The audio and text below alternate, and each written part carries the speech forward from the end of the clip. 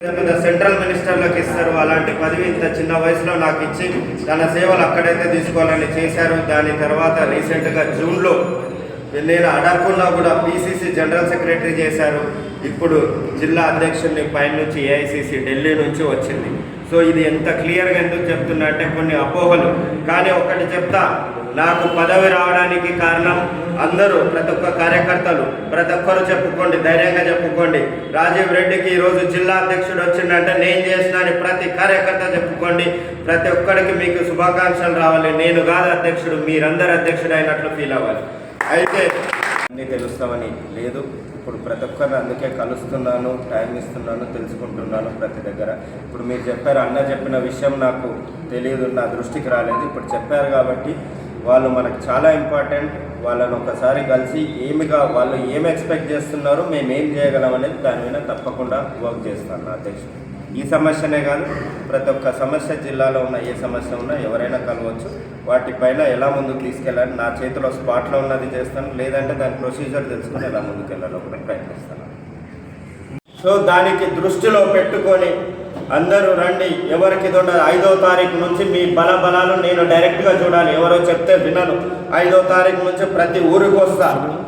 అక్కడ ఒక జెండా కార్యక్రమం పెట్టుకుందా, నిరసన చెప్పిస్తాం. రాజకీయ నాయకునికి బలం ప్రజలు, మీ వెనకాల ప్రజల అండా ఉంది అని అంటేనే మీకు అవన్నీ దొరుకుతాయి. లేదు నేను ఎవరికో దగ్గర, ఎవరికో క్లోజు, వాళ్ళు చెప్తారు వీళ్ళు చెప్తారు అంటే వినే పరిస్థితి లేదు. ఇంకా ఆపేయండి. ఈ రోజు నుంచి ఎవ్వడికి బొట్టు పెట్టి పిలిచేది లేదు. పార్టీ కార్యక్రమం అని అంటే ఏం చేస్తున్నాం. ఒక్కసారి పార్టీ మనం ఇన్ని రోజులు ఈ జిల్లాలో ఎక్కడ పార్టీ కార్యాలయం అంటూ లేదు. ఈ రోజు వచ్చింది, ఈ ప్రజా బంగ్లా వచ్చింది. దీని పేరు ఆ రోజు హనుమంతరావు గారు ఓపెన్ చేశారు. ప్రజా బంగ్లా అని పెడుతున్నాము. ఈ బంగ్లాకి ఎవరైనా రావచ్చు. ఎలక్షన్స్ రాబోతున్నాయి, జడ్పీటీసీ ఎలక్షన్స్ రాబోతున్నాయి. అధ్యక్షునిగా నేను చెప్తున్నాను, బీఫామ్లు ఇచ్చేది నేనే. అది నేను కన్విన్స్ అయ్యి మీరు కరెక్ట్ అంటేనే టికెట్లు ఇస్తారు. లేదంటే ఎవరు మీరు ముక్కుకు నేలకు రాసుకోండి, ఢిల్లీలో కంప్లైంట్ ఇవ్వండి, మహేష్ అన్నకి ఇవ్వండి. నేను క్లియర్గా చెప్తా, అన్న పార్టీ నేను నడవాలంటే నా ప్రకారం నడవాల్సిందే.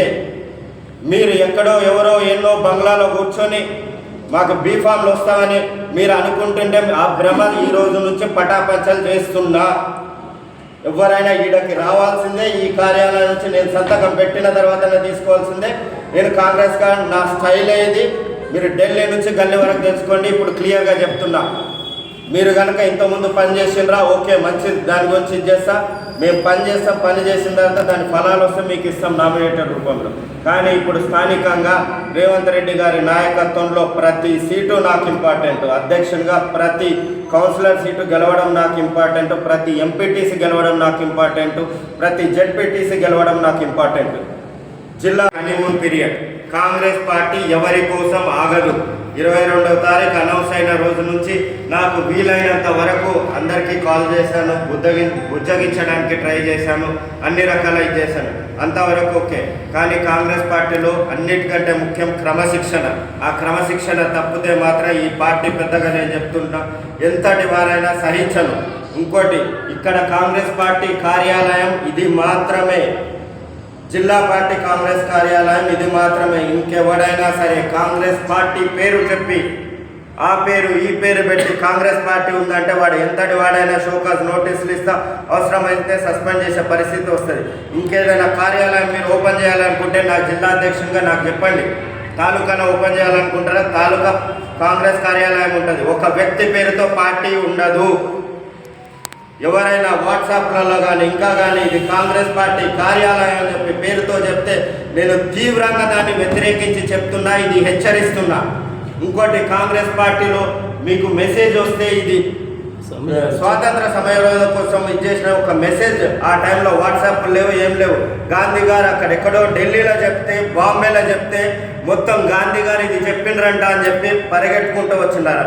పార్టీ ఇది మీకు బొట్టు పెట్టి ఎవరి ఇంటికి వచ్చి ఎవరు చెప్పారు, మీకు కార్యక్రమం ఉంది అని తెలిస్తే మీరు అసలైన కాంగ్రెస్ కార్యకర్త అయితే రండి, వచ్చి పని చేయండి. ఇది మీ కార్యాలయం, వీళ్ళకి మీకు ఇన్విటేషన్ లేదు. కాంగ్రెస్ పార్టీ ప్రోగ్రాం ఉందంటే మీకు ఇన్విటేషన్ అవసరం లేదు.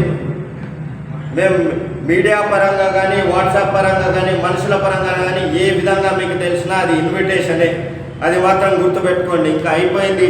కానీ పార్టీని మాత్రం వెన్నుపోటు పొడిచి పార్టీ కార్యకర్తలు డిమోటివేట్ చేస్తారంటే నేను వచ్చింది అందుకు కాదు. పార్టీ నిర్మాణం, పార్టీ రాహుల్ గాంధీ గారు, ఖర్గే గారు, రేవంత్ రెడ్డి గారు, మహేష్ కుమార్ గౌడ్ గారు, మీనాక్షి నటరాజన్ గారు ఇంత చిన్న వయసులో తనైతేనే సమర్థవంతంగా చేస్తాడు అని చెప్పి పంపించారు. ఎందుకంటే వాళ్ళకు తెలుసు నా సేవలు.